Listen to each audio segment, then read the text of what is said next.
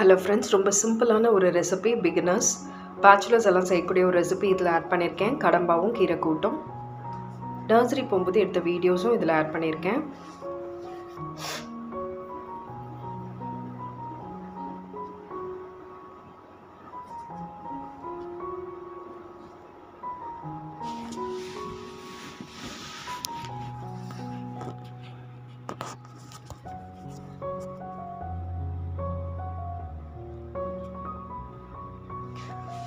கடம்பா செய்கிறதுக்கு நான் குக்கரில் தான் செய்ய போகிறேன். ஸோ குக்கரில் தேவையான அளவு எண்ணெய் விட்டுக்கோங்க.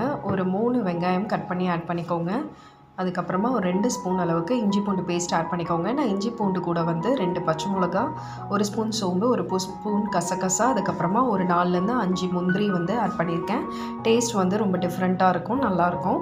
ஒரு 4 தக்காளி ஆட் பண்ணிக்கோங்க. ஒரு அரை கட்டு புதினாவும் கொஞ்சமாக கொத்தமல்லியும் நல்லா நறுக்கி ஆட் பண்ணிக்கோங்க. எல்லாம் வதங்கி வரணும்.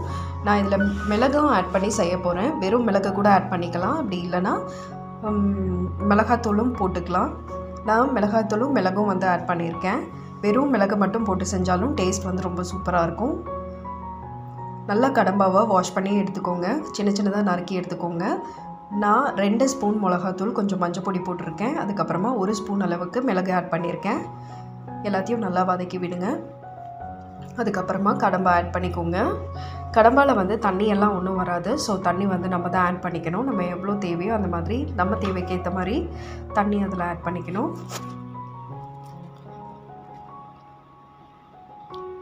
ஒரு 2 மினிட்ஸ் நல்லா வதக்கி விடுங்க.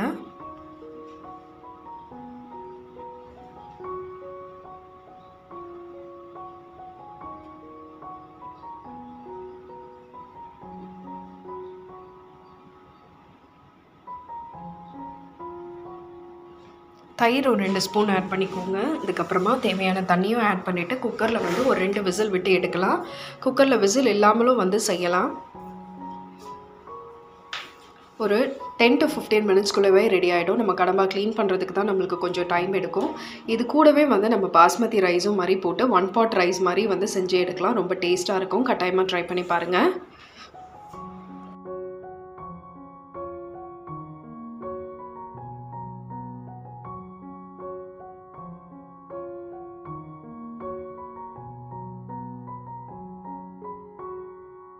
என்னோடய சேனலில் நான் மல்டி கண்டென்ட் போட்டுட்ருக்கேன். என்னோடய ஹோம் பேஜ் போய் பார்த்தீங்கன்னா உங்களுக்கு தெரியும். இது வரைக்கும் என்னை சப்போர்ட் பண்ண எல்லாருக்குமே ரொம்ப ரொம்ப நன்றி. இந்த வீடியோ உங்களுக்கு யூஸ்ஃபுல்லாக இருக்குதுன்னு நினச்சிங்கன்னா எனக்கு ஒரு லைக் கொடுத்துட்டு என் சேனலில் சப்ஸ்கிரைப் பண்ணிக்கோங்க. நான் நிறைய ஹோம் டெக்கார் வீடியோஸ் போட்டிருப்பேன். அதுக்கப்புறமா ஷாப்பிங் ஹால்லாம் போட்டிருப்பேன். குக்கிங் வீடியோஸும் இருக்கும். என்னோடய ஹோம் பேஜ் போய் பாருங்கள்.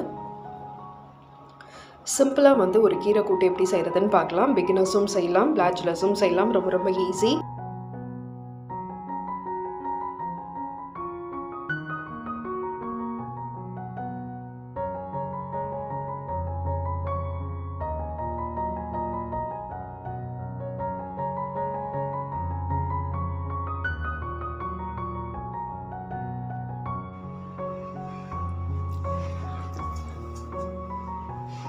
குக்கரில் ஒரு கப் அளவுக்கு துவரம்பருப்பு, ஒரு ஸ்பூன் அளவுக்கு சீரகம், ஒரு 10 பல்லு பூண்டு, மஞ்சள் பொடி போட்டு குக்கரில் விசில் விட்டு 4 விசில் விட்டு எடுத்துக்கோங்க.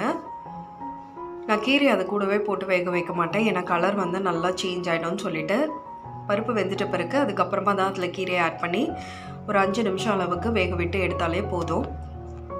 தேவையான அளவு தண்ணி விட்டுக்கோங்க. தனியாக தாளித்து நம்ம ஊற்றினோன்னா சூப்பரான கீரை கூட்டு ரெடி ஆகிடும். எந்த கீரையாக இருந்தாலுமே பரவாயில்ல, ஒரே ப்ராசஸ் தான்.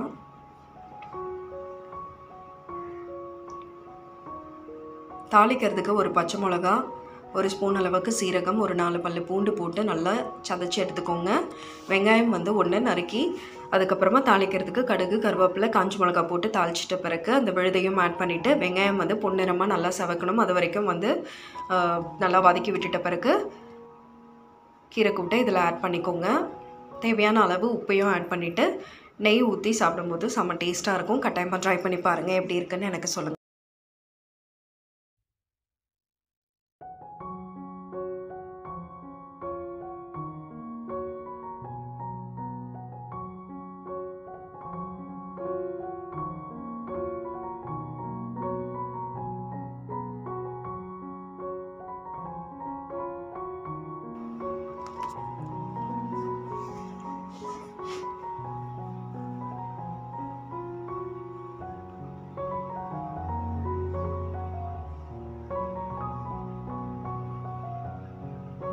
அதுக்கப்புறமா மீன் கொஞ்சம் இருந்தது, ஸோ அதையும் வந்து வறுத்தெடுத்தாச்சு. இன்றைக்கி லஞ்ச் வந்து அதுதான். உங்களுக்கு இந்த வீடியோ யூஸ்ஃபுல்லாக இருந்ததுன்னா எனக்கு ஒரு லைக் கொடுத்துட்டு என் சேனலை வந்து சப்ஸ்கிரைப் பண்ணிக்கோங்க. என்னோடய சேனலில் நான் மல்டி கண்டென்ட் போட்டுட்ருக்கேன். என்னோடய ஹோம் பேஜ் போய் பாருங்கள், உங்களுக்கு தெரியும் ஃப்ரெண்ட்ஸ். நர்சரி போயிருந்தபோது சில வீடியோஸ் நான் எடுத்திருந்தேன். அங்கே போய் பார்க்கும்போது நிறைய பூ வச்சுருந்தாங்க, நிறைய டெய்ரிஸ் வந்து வச்சுருந்தாங்க. அதுக்கப்புறமா ரோஸ் எல்லாம் பார்த்திங்கன்னா என்னென்னவோ கலர்ஸ் இருந்தது, சூப்பராக இருந்தது. ஆனால் கட்டாயமாக நம்ம வாங்கி வீட்டில் வச்சோம் அப்படின்னு பார்த்திங்கன்னா ஒரு 10 days இல்லை 1 weekலேயே வந்து செம்மையாக காஞ்சி போயிடும். என்ன ஃபர்டிலைசர்ஸ் போட்டாலும், என்ன மருந்து அவங்க கொடுக்குறது போட்டாலும் சரி, எனக்கு செட்டே ஆகாது.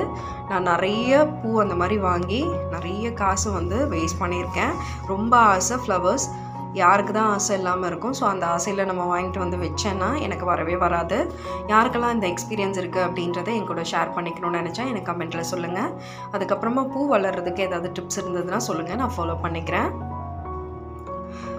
பார்க்குறதுக்கு எங்கே ரொம்ப அழகாக இருந்ததுங்க. மாதாவரத்தில் இருக்க ஒரு நர்சரி தான். யாருக்கெல்லாம் கார்டனிங் பிடிக்கும் அப்படின்றவங்க ஒரு லைக் கொடுங்க.